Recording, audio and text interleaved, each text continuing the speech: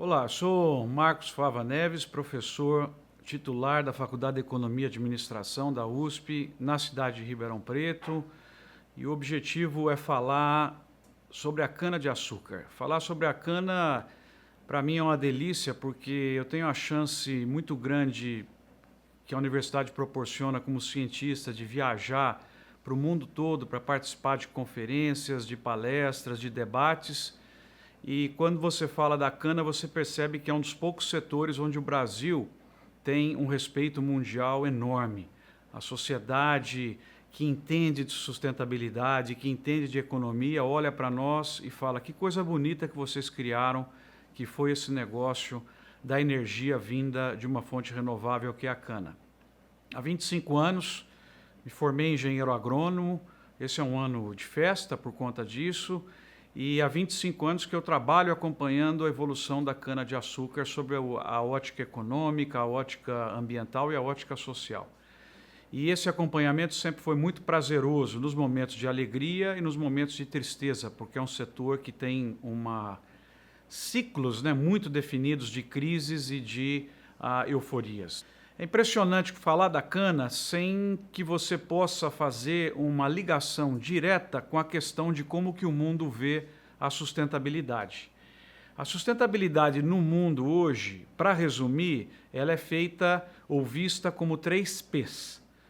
Em inglês dá certo, em português nós precisamos fazer uma pequena adaptação, mas é o P do people, que é pessoas, o P do planet, que é o planeta, e o P do profit, que é o lucro. Então, people, planet e profit, ou pessoas, planeta e lucro.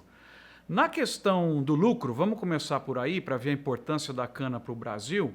Nós temos que ver o que essa cadeia produtiva gera de exportações. É uma coisa impressionante. O Brasil é líder mundial na produção e na exportação de açúcar. São poucos produtos que a nossa sociedade lidera no mundo e o açúcar é um deles. Chegamos a ter 52% de participação no comércio mundial, participação essa que está ao redor hoje de 42%, 45% e que tem plenas condições de voltar aos 60%. A cana tem também um impacto no PIB brasileiro muito grande, porque ela usa poucos insumos importados para ter toda essa produção e gerar o valor que ela traz em relação aos seus produtos e às exportações, como eu já comentei aqui, do açúcar. Além do açúcar que o Brasil abastece o mundo, nós deixamos de importar gasolina por causa da cana, e se não fosse o etanol no mercado interno, imaginem vocês o volume de gasolina que teria que ser importada pelo Brasil, sem ter recursos hoje para importar essa gasolina, porque a gente entende a situação econômica pela qual o país passa. Além disso, tem as exportações de etanol, colocamos etanol no mercado americano, no mercado sueco, no mercado japonês, principalmente o etanol anidro, e esse representa uma possibilidade ainda muito grande de aumento, se conseguirmos acertar a nossa equação de custo. Fora isso, tem que considerar que onde eu tenho cana, eu tenho também a renovação de áreas, ou seja, de 15, 18, às vezes até 20% da área com cana está sendo renovada, o que possibilita ganhos econômicos para aquela região também, com a cultura de leguminosas, com a cultura de, por exemplo, amendoim. Você pega aqui Jaboticabal, é o maior município produtor de amendoim no Brasil, sendo que é a área principal de cana. Então, esse é um outro ponto que é reconhecido sob a ótica econômica. Então, no P do profit, ou P do lucro, a cana deixa um resultado muito positivo para a sociedade brasileira. O segundo P que vale a pena destacar nessa nossa abordagem de sustentabilidade de cana é o P das pessoas. Imaginemos nós, hoje, o Brasil sem o negócio de cana. Então, olha quantos empregos são gerados, estimativa de praticamente 1 milhão de empregos diretos e outros tantos empregos indiretos.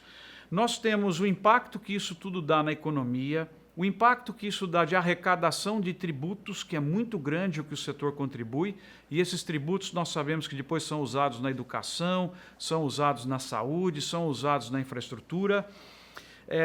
Toda a questão de distribuição de renda que a cana possibilita, Então, eu tive uma experiência muito rica de estudar alguns municípios antes e depois da chegada de usinas.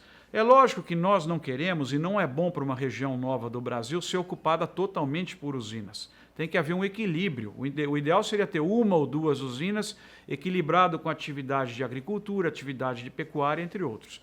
Mas um dos municípios foi Quirinópolis, onde teve um impacto brutal a partir de 2005, quando duas usinas se instalaram na região. O interessante é que, apesar das duas usinas, cresceu a produção de grãos, cresceu a produção pecuária nesse município, o que mostra que é possível a convivência com a cana não vai deixar um monopólio, né?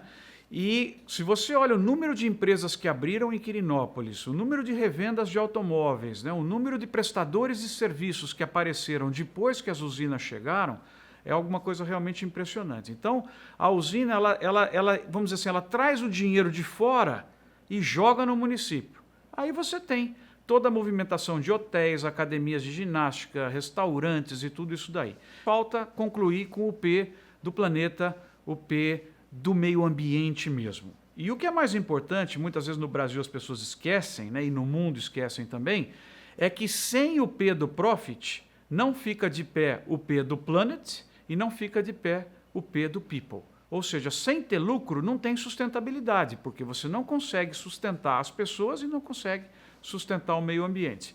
E na área de meio ambiente, então, a cana ela dá um show.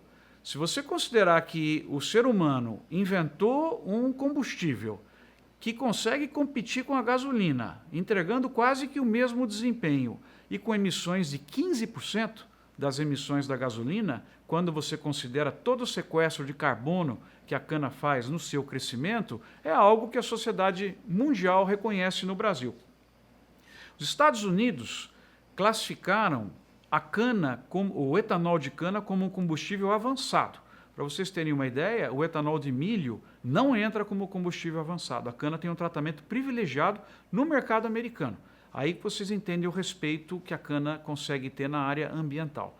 Nós temos cana sendo produzida no mesmo solo, e aqui em Ribeirão Preto é um exemplo, há 60, 70 anos, sem degradação do solo, sem degradação das condições naturais e, inclusive, com reconversão de áreas para orgânico. É daqui da nossa região um caso muito rico de açúcar e cana orgânica que hoje abastece o mundo, principalmente nas lojas de produtos especiais. O Japão, e aí vem as novas coisas da cana, o Japão precisa reduzir as suas emissões até 2030 em 26%. Todo mundo lembra o problema que o Japão teve com a questão do tsunami, com a economia, o problema das usinas nucleares. E hoje o setor de cana vai oferecer uma nova commodity para o mundo. Qual é essa commodity? É o bagaço concentrado, é o pellet de bagaço de cana.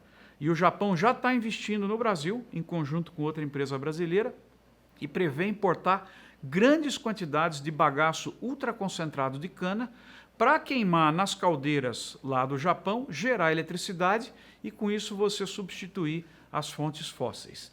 Então no Japão, na China, países que estão passando por um problema muito grave de poluição e precisam reduzir as emissões, com certeza a biomassa é importante e a gente sabe que a cana no ambiente tropical é difícil você ter algo que gere tanta matéria verde e tanta energia numa unidade de área pequena. Basta imaginar que o Brasil, usando 8 milhões de hectares, ou seja, praticamente 1% da nossa área, ou 2,5%, 3% da área agricultável do Brasil, abastece 35% do combustível da nossa frota de carros leves. Já chegou a 50%, vai voltar a 50%, aí se Deus quiser e tivermos cada vez mais políticas adequadas e que valorizem a cana-de-açúcar. Então, falar da cana é falar de sustentabilidade, é dar um show realmente nesses 3 P's. A cana traz muito lucro para o Brasil, ajuda muito as pessoas do Brasil e ajuda o planeta, principalmente com o benefício que ela traz